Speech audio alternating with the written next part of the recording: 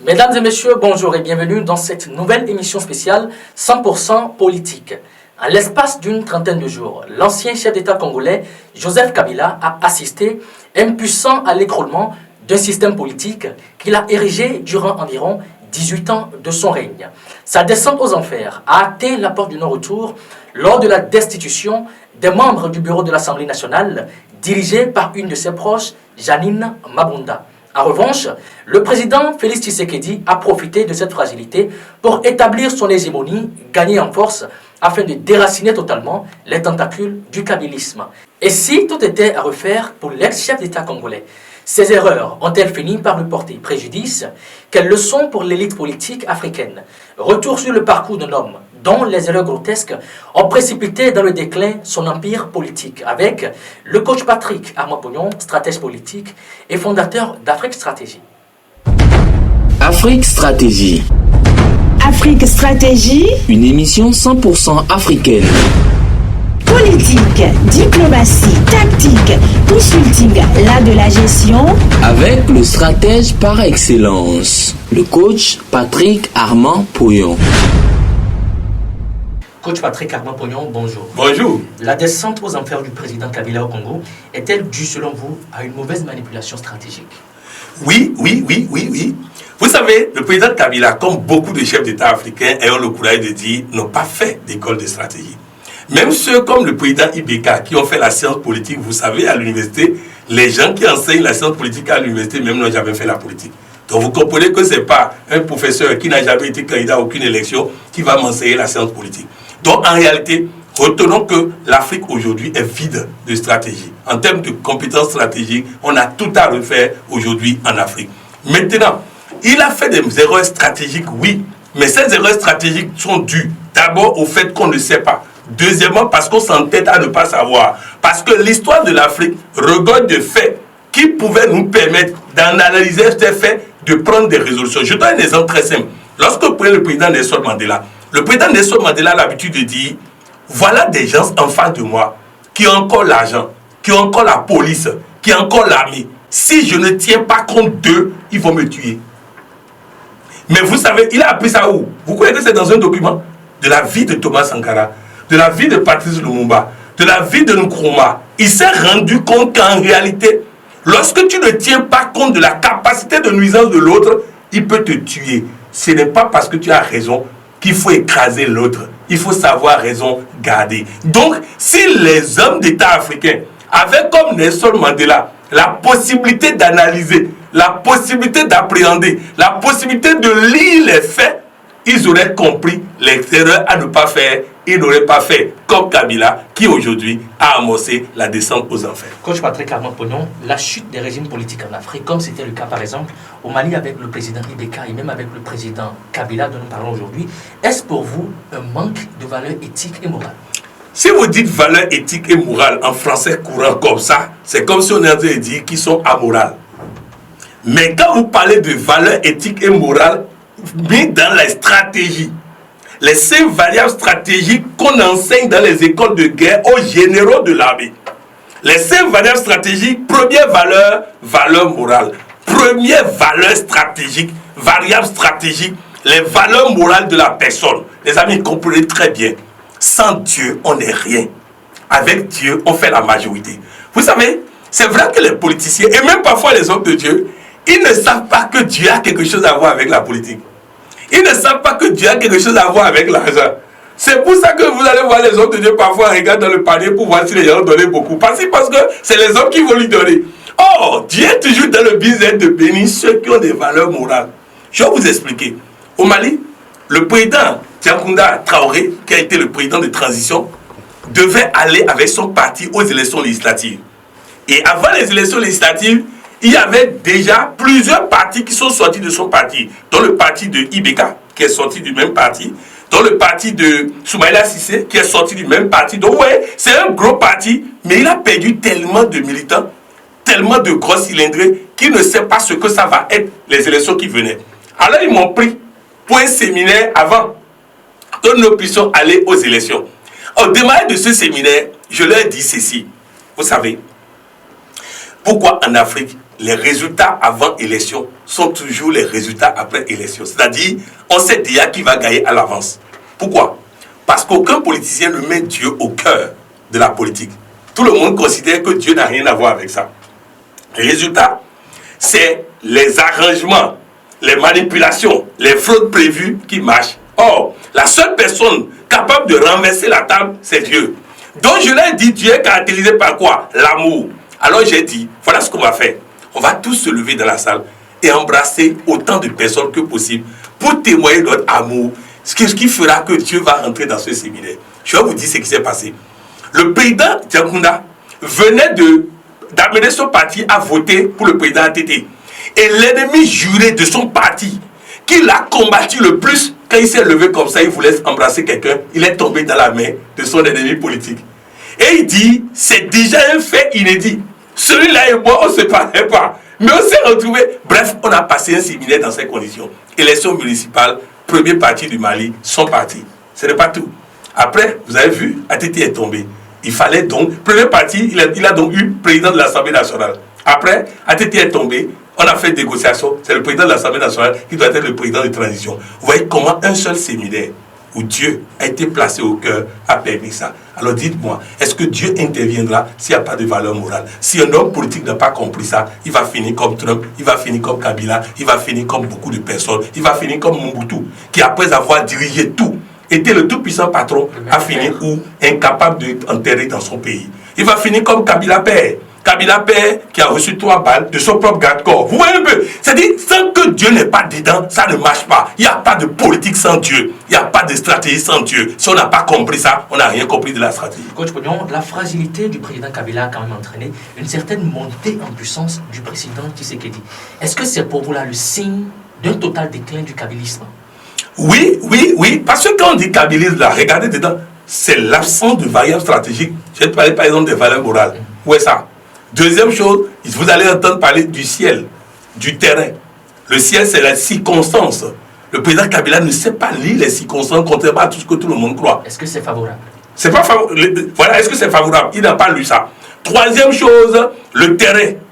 Le terrain difficile ou pas. Je vais vous donner un exemple. Nous sommes dans un contexte où le peuple a vomi le président Kabila. Le peuple a vomi le président Kabila. Et il le sait. C'est pour ça qu'il a fait son arrangement permettant au président Tshisekedi de devenir président à la place de l'opposition. Bref, il sait que le peuple, il ne l'a pas. Il sait que la communauté internationale, il ne l'a pas. Il a mis tout le monde à dos. Le peuple à dos, la communauté internationale à dos, les chefs d'État de la sous-région à dos. Mais comment on peut, dans ces conditions, avoir un terrain favorable pour quoi que ce soit? Ça, c'est deuxième chose. Et ça, c'est troisième chose. Quatrième chose, comment on appelle, la manière dont on traite les collaborateurs. Voilà la plus grande faiblesse du président Kabila. Vous prenez, on a dit FCC. Dans FCC, il y a plusieurs partis politiques. Mais tous les grands postes ont été occupés par les gens du parti politique du président Kabila. Autrement dit, il est en alliance avec des gens, mais eux, leur parti n'ont rien. Mais lui, il a tout. Il a président de l'Assemblée nationale, il a premier ministre, il a les ministères clés. Pour lui et lui seul. Quand vous ne considérez pas les autres, donc déjà à la maison, il y a problème. Avec les partenaires, il y a problème. Avec le président Tshisekedi, avec qui tu as un accord, tu lui mets une corde au cou. Tu l'empêches de respirer. Et le président Tshisekedi a utilisé quoi? L'énergie du désespoir. Lorsqu'on n'en a plus, on n'a plus de possibilités, on devient dangereux. Bref, sa manière de traiter les autres, sa manière de traiter ses partenaires et ses collaborateurs a produit ça. Personne n'a trahi Kabila. Kabila s'est trahi lui-même et depuis longtemps. Parlant justement de la manière de traiter ses collaborateurs, Coach Pognon, les membres du G7 qui l'ont soutenu longtemps sont devenus persona non grata dans son système. Qu'est-ce que cela nous apprend? Oui, parce que regardez, ça a commencé par les membres du G7 qui sont partis. Ensuite, Moïse Katumbi, qui est un puissant élément de son régime, il a combattu jusqu'à le monsieur était obligé de fuir, de s'exiler. Moïse Katumbi a trop d'affaires dans le pays. Donc, si tu empêches celui-là de rentrer, tu lui dis, il faut me combattre jusqu'à la mort. Donc, c'est très important. La manière dont, vous voyez, les piliers de son régime sont allés créer le G7. Les autres ont dit non, nous on va les remplacer, on va travailler. Ils ne leur donnent rien. tout est pour lui et rien pour les autres. C'est ça, cette politique de moi seul, les autres je m'en fous, est une politique qui va toujours perdre. En stratégie, on dit moi et le peuple. Moi et le peuple, pas moi seul. Parce que quand tu dis moi seul, tout le monde va se liguer contre toi. Parce qu'eux aussi savent dire moi. Donc le président Kabila est la preuve vivante que lorsqu'on pense à soi seulement, on finit par se retrouver seul, comme il se retrouve aujourd'hui. Comme certains gouvernements totalitaires, Coach Bognon, à défaut de briguer un troisième mandat par exemple, le président Joseph Kabila a prolongé de 2 ans son dernier mandat et c'est ça d'ailleurs qui lui a été fatal. Alors qu'est-ce que ça aussi ça nous apprend? Oui, ça dit qu'en réalité c'est du dilatoire. Je vous dis, le président Kabila créerait après 15 ans au pouvoir. 15 ans au pouvoir. Qu'est-ce que je cherche encore? 15 ans dans un pouvoir opaque où j'ai mangé jusqu'à être rassasié. Mais je vous donne l'exemple. Je ne peux pas citer de nom en direct. Je connais le ministre des Transports. Il a construit beaucoup de routes. Oh, vous savez, quand on construit beaucoup de routes, on mange beaucoup aussi. Donc, bref, il a construit beaucoup de routes et il a bien mangé. Maintenant, il est jeune, il a une cinquantaine. Mais dès que le régime est tombé là, il est allé dans son champ. Politique, fini. Qu'est-ce qu'il cherche encore en politique? Qu'est-ce qu'on cherche encore en politique? Les amis, qu'est-ce que je cherche en politique lorsque j'ai tout gagné? Lorsque j'ai été président de la République pendant 15 ans, je cherche quoi derrière ça? À part utiliser mes relations, continuer par faire des conférences un peu partout dans le monde, pour engranger de l'argent. 15 ans au pouvoir, dans un régime opaque, dans un pays aussi riche, dans un régime opaque, 15 ans au pouvoir, il faut aider les autres à continuer et se retirer. Donc quand on a beaucoup gagné, il faut se retirer. Oui, c'est pour toi seul. Le pays est pour toi seul. Toi, tu as pris pour toi. Va te cacher quelque part, laisse les autres continuer. Et surtout, fais en sorte de ne gêner personne. Si tu les gênes, il faut sortir les dossiers. Donc, bref, c'est pour dire que dans le cas du kabylisme, il a voulu toujours avoir. Et c'est pas tout, hein. Il a prolongé de 2 ans. Il a fait un deal que tout le monde connaît avec le président Tshisekedi. Mais en plus de ça, il fait encore revenir dans 5 ans. Tu fais un deal avec quelqu'un, mais tu le fais marquer à la culotte comme si vous êtes déjà en élection présidentielle. Non, les amis. Ça dit franchement, c'est des erreurs. Vous ne pouvez pas mettre le couteau à la gorge de quelqu'un et vouloir qu'il se calme. Il va chercher les voies et moyens et il y aura un temps favorable pour lui. Le temps favorable pour le président Tshisekedi est là. Exil de Moïse Katumbi, exil des opposants aussi en Afrique, comme nous l'observons souvent avec certains gouvernements, Coach Bognon. Quel est le message que cela peut envoyer à certains présidents qui agissent de cette manière? Ah, il ne faut pas comparer tout. Je vais vous expliquer pourquoi. Moïse Katumbi était prêt à des concessions pour rentrer. Kabila ne voulait pas. Ailleurs, c'est les opposants qui ne veulent pas discuter. D'entente. Qui ne veulent pas d'entente.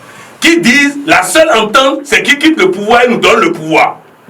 Donc là aussi, c'est de l'extrémisme aussi. Donc il y a des Kabila au pouvoir, il y a des Kabila dans l'opposition. Donc tout ce que je suis en train de dire concernant le président Kabila est valable pour tout homme politique. Regardez comment même certains opposants traitent leurs propres collaborateurs. Peu importe son bord politique. Voilà. Donc ce que nous sommes en train de dire, c'est valable pour tous les bords. J'ai raison et l'autre a tort aboutit à un déclin, à la descente aux enfers. J'ai raison, l'autre aussi a peut-être raison. C'est comme ça qu'on discute, c'est comme ça qu'on avance. Il n'y a aucun homme politique africain qui dira qu'il a dans son pays une équation plus compliquée que l'équation de Nelson Mandela. Mais même lorsque Nelson Mandela a commencé les négociations, on l'a traité de traître. Ses propres collaborateurs l'ont traité de traître parce qu'ils ne savent pas pourquoi ils discutent avec eux. On discute avec son ennemi pour faire la paix. Parce que quand vous faites la paix, elle est durable. Mais quand vous ne faites pas la paix, vous avez gagné aujourd'hui, l'autre peut gagner demain. Donc c'est très important. Il y a du kabylisme au pouvoir en Afrique. Il y a du kabylisme dans l'opposition en Afrique. Parce que j'ai raison, tout le monde a tort. C'est moi ou rien. Est du kabylisme et ça produit la descente aux enfers. Est-ce qu'il y a encore une chance laissée au président Kabila? Si oui, quelle est cette chance et que doit-il en faire? Ah, très belle question. La chance que le président Kabila peut avoir, c'est constater du fait que les circonstances ne lui sont pas favorables.